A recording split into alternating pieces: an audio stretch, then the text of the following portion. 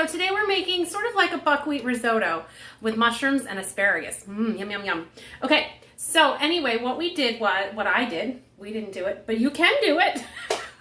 Anyway, what I did was I took some buckwheat, a cup of buckwheat, and I put it in a strainer. I ran it under some cold water and then just let it drain out. Okay, so that's what I've done so far. And then I'm going to turn you down here.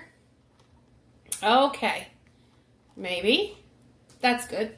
Okay, so I've got the 12-inch skillet heating up, and I'm just going to put a little swoosh of olive oil in there. Okay, and I'm going to make sure my pan is hot. We're going to let that heat up just a little bit more, but I'll tell you what I have over here is I have half of an onion. I have about 8 mushrooms-ish sliced. I just, eyeballed it. And then some asparagus chopped up into about 1-inch pieces, okay?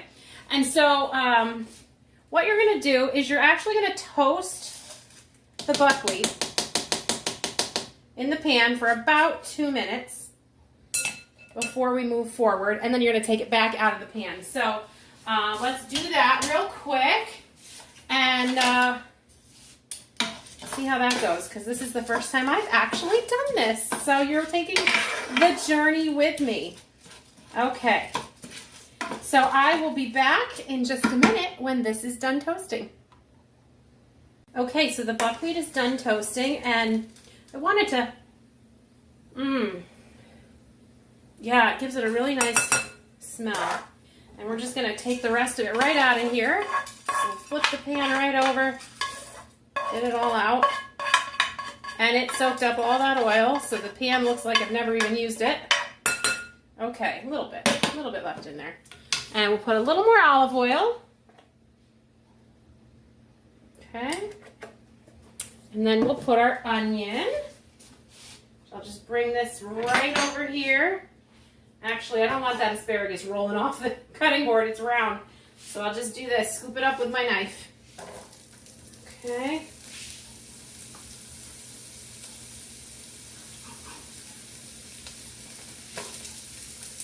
All right, so we're going to saute this for a couple minutes. So let's get our utensils here, saute it up. And we're going to let this get a little soft. And then we're going to add in some mushrooms. Okay, so our onions have sauteed down a little bit. Just give them one more quick stir. They're smelling delicious. You know, when people sell a house, I've always heard that when people sell a house, they bake bread or they bake cookies to make the house smell good. Onions for me. Onions and garlic. I love it. All right, so we're going to throw in our sliced mushrooms. And what we're going to do with these, mushrooms release a lot of moisture when they're cooking. And you have to be smart about mushrooms. Some of these are pretty big, so I'm just going to cut them in half, because I know that it'll blend into the risotto a little bit easier if they're not quite so huge. But what happens with mushrooms is they're sort of like a sponge. And so if you put them into too much oil or something like that, you're going to end up with like a very greasy mushroom. But they are also going to release, when you're cooking them, quite a bit of moisture. And so you're going to cook these for probably, I would say, 10 to 12 minutes. No, I'm sorry, 6 to 8 minutes. I'm sorry. 6 to 8 minutes here. And then you're going to watch to make sure that about half of the water that they let off is reduced. Then we're going to add our buckwheat in. So we're going to cook these down for about 6 to 8 minutes. These are cut a little bit thicker than I normally would, so they might take just a couple extra minutes, but we'll be there in just a flash.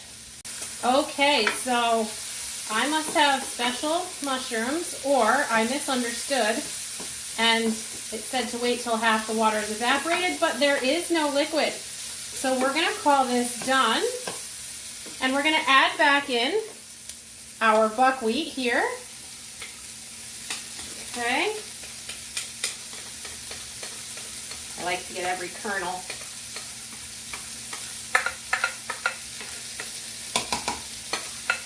Okay. Let's toss this around with our mushrooms and onions.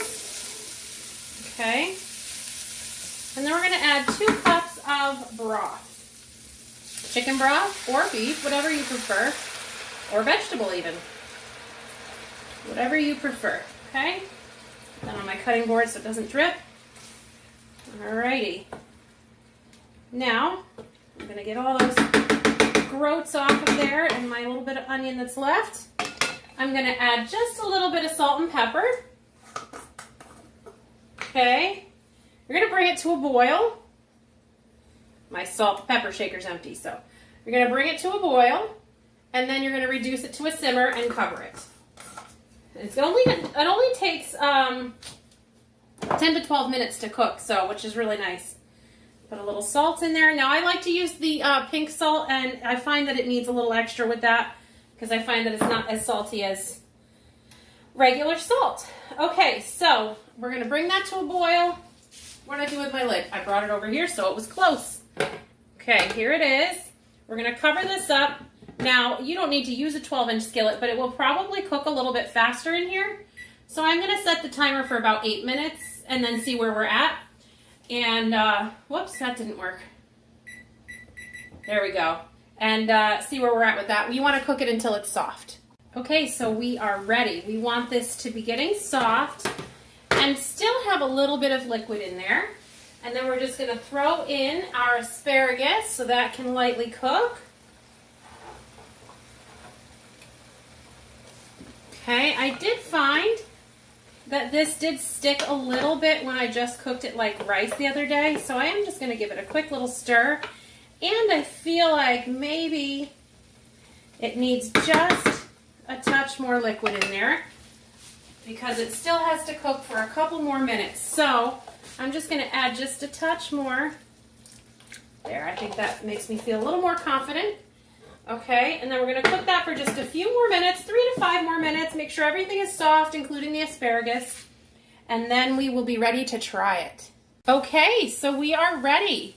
I'm gonna shut the heat off here. And then we're just gonna give this a quick little stir. The asparagus is soft, and the buckwheat has this beautiful al dente sort of a texture to it. It's absorbed the water like we wanted it to, and now we're just gonna give it a taste. Excited. Are you excited? So simple. I'm afraid to burn my mouth though because it is really hot, but I really want to be able to show you guys, and the mushroom keeps sliding off my fork. Here we go. Make sure you blow it because it's hot. I do not want to burn my mouth on camera.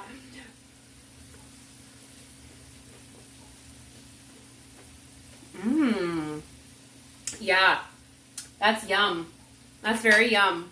Let me just bring you in for a closer view so you can get a close up. See all that steam and everything, but beautiful. Okay. So there you go. That is our buckwheat risotto, and apparently I'm wearing it. There you go. That's just the way the cookie crumbles. I am forever dropping food on myself. So I'm excited. I have a couple more buckwheat recipes I'm going to share with you, and I'll be making those and producing those soon. So we will see you on the next video. Bye.